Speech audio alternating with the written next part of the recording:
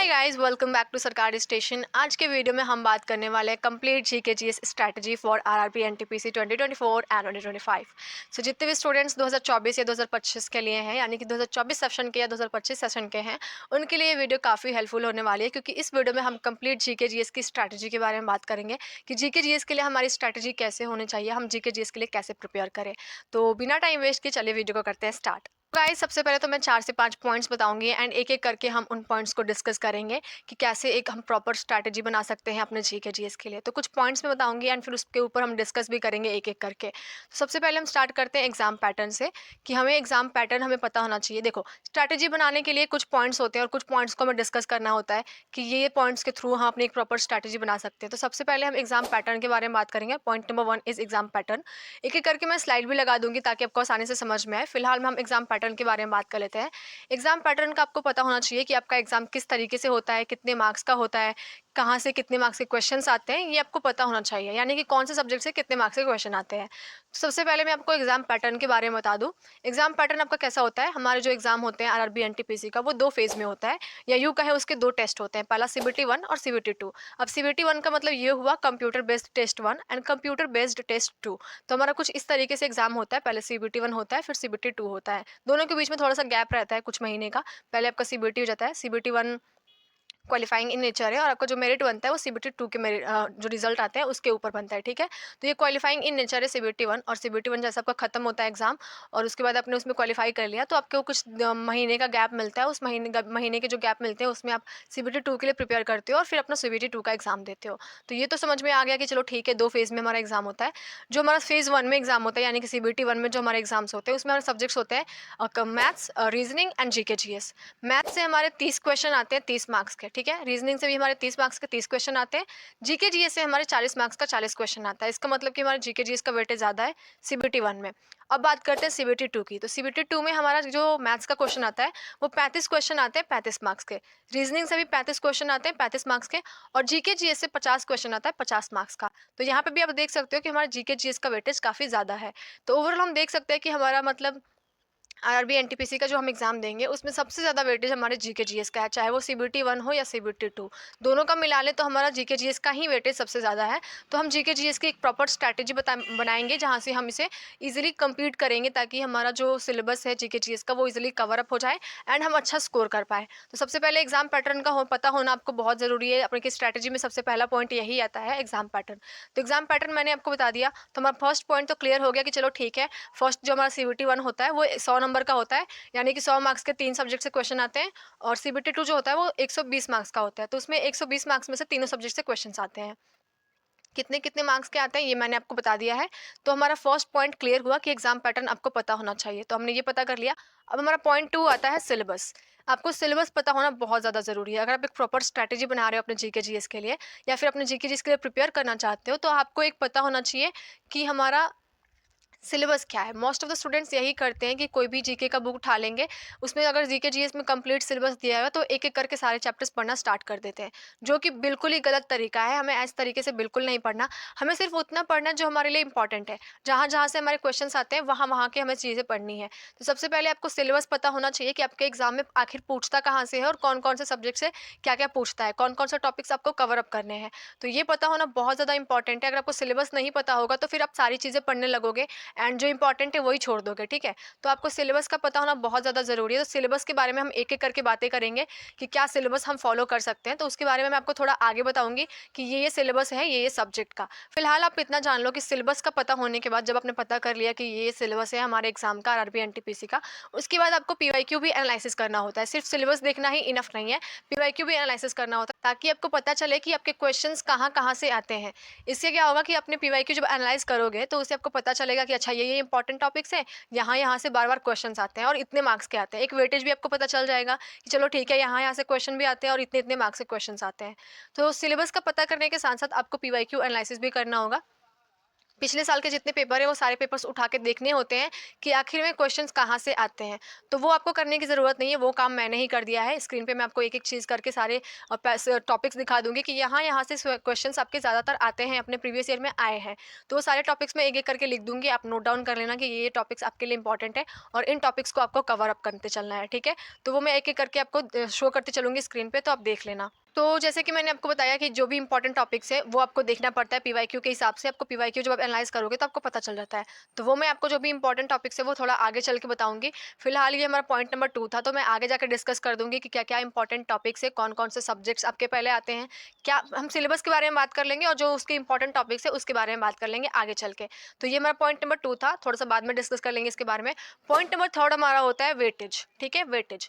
Weightage के बारे में मैंने एक कंप्लीट वीडियो बना रखी है। इस वीडियो में आप जाके देख सकते हो कि आपका वेटेज कितना है, कितने-कितने मार्क्स से कहाँ-कहाँ से क्वेश्चंस आते हैं, इसके बारे में आपको पता चल जाएगा। क्योंकि मैं इस वीडियो में आपको इंपॉर्टेंट टॉपिक्स बताऊँगी कि ये इंपॉर्टेंट टॉपिक्स है। बाकी कितने मार्क्स के क्वेश्चंस आते हैं, कंप्लीट वेटेज के बारे में अगर आपको पता करना है तो आप मेरी ये वाली वीडियो देख सकते हो। इस वीडियो में मैंने कंप्लीट वेटेज के बारे में बता रखा है कि इस सब्जेक्ट से इतने-इतने मार्क्स के क्वेश्चंस बनते हैं, पिछले साल इतने-इतने मार्क्स के क्वेश्चन पूछे गए हैं। तो वेटेज के बारे में आप यहाँ से देख सकते हो कि क्या वेटेज है। बाकी जो इंपॉर्टेंट टॉपिक है वो मैं आपको आगे चल के बताऊँगी। तो पॉइंट नंबर 3 था हमारा वेटेज। अब हम बात करते हैं पॉइंट नंबर 4 का कि पॉइंट नंबर 4 हमें क्या है। तो पॉइंट नंबर 4 है कंसेप्ट। आपको अपना कंसेप्ट क्लियर करना होता है। पहले हमने एग्जाम पैटर्न पता कर लिया कि हमारा एग्जाम पैटर्न ये है। दूसरा हमने सिलेबस भी देख लिया कि हमें ये सिलेबस कवर करनी है। फिर हमने ये भी देख लिया कि पीवाईक्यू एनालिसिस भी करके कि कहाँ कौन-कौन सा टॉपिक हमारे इंपॉर्टेंट है। थर्ड हमने ये भी देख लिया कि हमारा वेटेज कितना है। अब फोर्थ बारी आती है हमारे कंसेप्ट क्लियर करने की, यानी कि सिलेबस को कंप्लीट करने की। पहले तो हमने पता किया था कि ये सिलेबस है, लेकिन अब हम उस चीज़ को कैसे कंप्लीट करेंगे ये मेन टॉपिक आता है। तो हमें क्या करना है, हमें 90 डेज़ के अंदर अपना सिलेबस कवर कर लेना है, क्योंकि अगर हम अभी से देखें तो हमारे पास ज़्यादा टाइम है नहीं। हमारे पास सिर्फ 100 दिन है।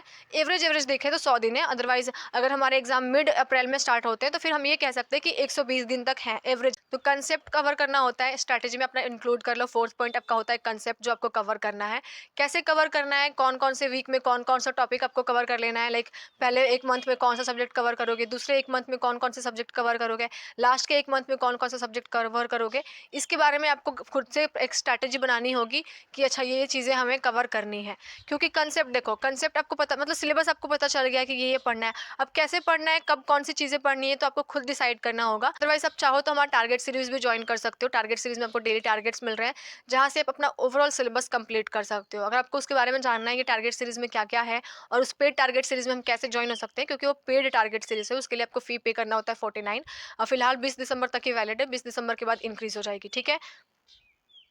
आप चाहो तो उसमें ऐड हो सकते हो और उसकी डिटेल्स वगैरह आपको टेलीग्राम पे मिल जाएंगी। तो कंसेप्ट के बाद आपको क्लियर करना है, कैसे क्लियर करना है वो अपना देख लेना कि आप कैसे क्लियर करोगे, फर्स्ट के 1 मंथ में क्या-क्या चीज़ें आप कवर अप करोगे। तो पहले हमने एग्जाम पैटर्न पता कर लिया, दूसरा हमने सिलेबस भी देख लिया, हमने पीवाईक्यू एनालाइज़ करके इंपॉर्टेंट टॉपिक्स भी देख लिए, जिसके बारे में आपको थोड़ा आगे चल के बताने वाली हूँ। वेटेज भी हमने देख लिया कि यहाँ-यहाँ से क्वेश्चंस आते हैं, और चौथा हमने कंसेप्ट भी क्लियर कर लिया। तो अब बारी आती है PYQ, mock test and quiz की। तो जो हमारे पास लास्ट के कुछ दिन बचते हैं, ऐसा तो है नहीं कि आप पूरे 100 दिन लगा दोगे अपना सिलेबस कवर करने में। मुश्किल से आप 80 से 90 दिन लगाओगे अपना सिलेबस कवर करने के लिए जीके जीएस का। उसके बाद जो आपके पास दिन बचेंगे उसमें आपको मॉक टेस्ट करना है, और जब सिलेबस कर रहे होंगे तो सिलेबस के साथ-साथ आप प्रैक्टिस तो कर ही रहे होंगे, प्रैक्टिस के साथ-साथ आपका रिवीजन भी हो रहा होगा। तो अब उसके बाद क्या हुआ, आपने प्रैक्टिस भी कर लिया, रिवीजन भी कर लिया है, तो लास्ट के जो दिन बचेंगे उसमें आपको पीवाईक्यू लगानी है, मॉक टेस्ट देना है डेली, और मॉक टेस्ट के साथ-साथ आप शाम को क्विज़ भी लगा सकते हो। तो कुछ इस तरीके से आपको प्रिपेयर करना है अपने एग्ज़ाम के लिए, आपकी स्ट्रैटेजी होनी चाहिए जीके जीएस के लिए। तो मैंने आपको कुछ पॉइंट्स बता दिए कि जिस पॉइंट्स को आपको फॉलो करना है, और कुछ इस तरीके से आपकी जीके जीएस की स्ट्रैटेजी होगी। अब स्टार्टिंग में मैंने आपसे कहा था कि मैं आपको सिलेबस में से कुछ इंपॉर्टेंट टॉपिक्स बताऊंगी कि ये आपका सिलेबस है, मतलब जीके जीएस का ये सिलेबस है, और इसके कुछ इंपॉर्टेंट टॉपिक्स है जहाँ से क्वेश्चंस ज़्यादातर आते हैं। तो अब उसके बारे में डिस्कस करेंगे। तो मैं एक एक करके यहाँ पे स्लाइड लगाते चली जाऊंगी, आप देखते चले जाना। तो सबसे पहले मैं आपको बता दूं कि हमारा सब्जेक्ट जो होता है जीके जीएस का, उसमें हमारा Indian polity, Indian geography, Indian history, Indian economics और स्टैटिक जीके का पोर्शन होता है, ठीक है? अब हम देखेंगे कि हमारे स्टैटिक जीके में क्या क्या चीज़ें आती हैं, कौन कौन से इंपॉर्टेंट पॉइंट्स हैं। हमारे इंडियन पॉलिटी में कौन कौन सा इंपॉर्टेंट पॉइंट है, हमारे इंडियन ज्योग्राफी में कौन कौन सा इंपॉर्टेंट पॉइंट्स है। सारे सब्जेक्ट का हम इंपॉर्टेंट पॉइंट्स देखेंगे, इंपॉर्टेंट टॉपिक्स देखेंगे कि हमें ये चीज़ों पे ज़्यादा फोकस करना है और हमें ये चीज़ें पढ़नी है, ठीक है? तो चलो सबसे पहले स्टार्ट करते हैं हम स्टैटिक जीके से कि स्टैटिक जीके में हमें क्या क्या चीज़ें पढ़नी है। सबसे पहले आता है हमारा आर्ट एंड कल्चर। मुश्किल से 10 से 12 पॉइंट्स होंगे, या फिर उससे कम भी कह सकते हो, 10 से कम ही पॉइंट्स मुझे लग रहे हैं। तो सबसे पहले आएगा हमारा आर्ट एंड कल्चर।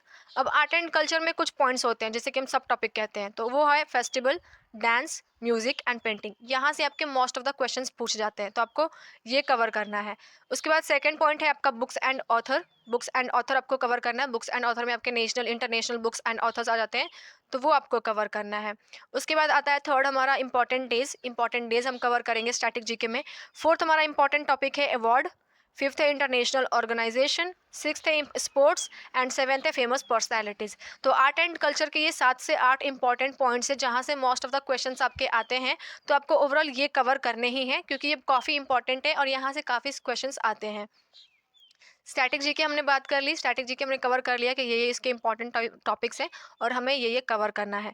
अब हम स्टार्ट करते हैं इंडियन इकोनॉमी के बारे में कि इंडियन इकोनॉमी में क्या क्या इंपॉर्टेंट पॉइंट्स हैं या यूँ कहे क्या क्या इंपॉर्टेंट टॉपिक्स है जो हमें कवर करने हैं। सबसे पहले आपका आता है मनी एंड बैंकिंग, यानी कि धन और बैंकिंग, जो हमें कवर करना है, पॉइंट नंबर 1। टॉपिक नंबर 2 है इंटरनेशनल ऑर्गेनाइजेशन, अंतर्राष्ट्रीय संगठन। टॉपिक नंबर 3 है हमारा मेजर स्कीम्स, प्रमुख योजनाएं। टॉपिक नंबर 4 है बजट एंड इन्फ्लेमेशन, जिसमें हम इंटरिम बजट वगैरह भी कवर कर लेंगे जो हमारा 2024 का आया था। उसके बाद पॉइंट नंबर 5 है रिपोर्ट एंड इंडेक्स। उसके बाद टॉपिक नंबर 6 है हमारा economic planning, 5 year plans and NITI Aayog. ठीक है, यानी कि आर्थिक योजना, पंचवर्षीय योजना और नीति आयोग, ये हम कवर करेंगे।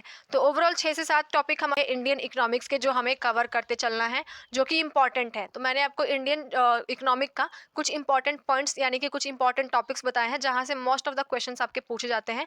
जब प्रीवियस ईयर एनालाइज करोगे ना, तो आपको पता चलेगा कि कौन कौन सा टॉपिक आपका इंपॉर्टेंट है। अब बात करते हैं इंडियन ज्योग्राफी के बारे में कि इंडियन ज्योग्राफी में कौन कौन से इंपॉर्टेंट टॉपिक्स है जिस पे हमें फोकस करना है। तो सबसे पहले मैंने यहाँ पे 8 से 10 या यूँ कहे उससे थोड़ा सा ज़्यादा ही होगा। तो सबसे पहले स्टार्ट करते हैं। हमारा जो पॉइंट टॉपिक नंबर 1 है या यूँ कहे पॉइंट नंबर 1, वो है major cities on river banks, नदी तट पर स्थित प्रमुख शहर। ये पॉइंट नंबर 1 है। टॉपिक नंबर 2 है हमारा ट्रांसपोर्ट इन इंडिया, भारत में परिवहन। टॉपिक नंबर 3 है dams, reverse and valley projects, बांध, नदी और घाटी योजनाएं या यूँ कहे परियोजनाएं। ठीक है, परियोजनाएं। उसके बाद है physical division of India, Bharat का भौतिक विभाजन। उसके बाद हमारा आता है geographical location of India, Bharat की भौगोलिक स्थिति। उसके बाद है ड्रेनेज सिस्टम एंड एग्रीकल्चर, जल निकासी व्यवस्था और कृषि। टॉपिक नंबर 7 है मिनरल एंड एनर्जी रिसोर्सेज, खनिज और ऊर्जा संसाधन। टॉपिक नंबर 8 है स्टेट एंड यूनियन टेरिटरीज, राज्य और केंद्र शासित प्रदेश। तो ये हमारा ओवरऑल इंडियन ज्योग्राफी का हो गया कि इंडियन ज्योग्राफी में हमारे ये इंपॉर्टेंट टॉपिक्स है जो हमें कवर करना है, जो काफ़ी इंपॉर्टेंट है। अब हम थोड़ा सा देख लेते हैं इंडियन पॉलिटी के बारे में कि इंडियन पॉलिटी में हमें क्या करना है। देखो, सबसे पहले आता है टॉपिक नंबर 1 कॉन्स्टिट्यूएंट असेंबली, यानी कि संविधान सभा। टॉपिक नंबर 2 है सोर्सेज ऑफ इंडियन कॉन्स्टिट्यूशन, यानी कि भारतीय संविधान का स्रोत। और टॉपिक नंबर 3 है आर्टिकल, पार्ट्स एंड शेड्यूल्स। ठीक है, लेख, भाग और अनुसूचियाँ। टॉपिक नंबर 4 है फंडामेंटल राइट्स, यानी कि मौलिक अधिकार। यहाँ से आपके काफ़ी क्वेश्चंस आते हैं, तो ये हमें कवर करना है।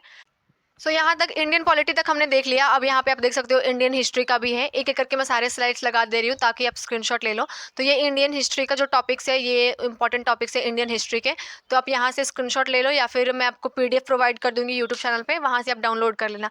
तो जितने भी मैंने आपको इंपॉर्टेंट टॉपिक्स बताए हैं स्टैटिक जीके का, Indian geography, Indian polity, Indian economics, Indian history, ये सारे ही काफ़ी इंपॉर्टेंट है आपके जीके जीएस के सारे इंपॉर्टेंट टॉपिक्स है जो आपको कवर करने हैं। क्योंकि प्रीवियस ईयर अगर जब उठा के देखोगे तो आपको पता चलेगा कि प्रीवियस ईयर में यहाँ से काफ़ी सारे क्वेश्चंस आए हैं, यानी कि ये काफ़ी इंपॉर्टेंट टॉपिक्स है जहाँ से हर साल क्वेश्चन आता है। तो ये था आपका ओवरऑल जीके जीएस का स्ट्रैटेजी। आई होप आपको पसंद आया होगा। बाकी टेंशन मत लो, मैं सबकी पीडीएफ या फिर यूँ कहें फोटोज़ अटैच करके एक साथ मैं आपको टेलीग्राम पर डाल दूंगी, वहाँ से ईजिली आप इन सारे इंपॉर्टेंट टॉपिक्स के पीडीएफ डाउनलोड कर लेना। आज के वीडियो में सिर्फ इतना ही। ऐसे और वीडियोज़ के लिए हमारे चैनल को सब्सक्राइब कर लो। मैं आपसे मिलती हूँ नेक्स्ट वीडियो में, तब तक के लिए बाय।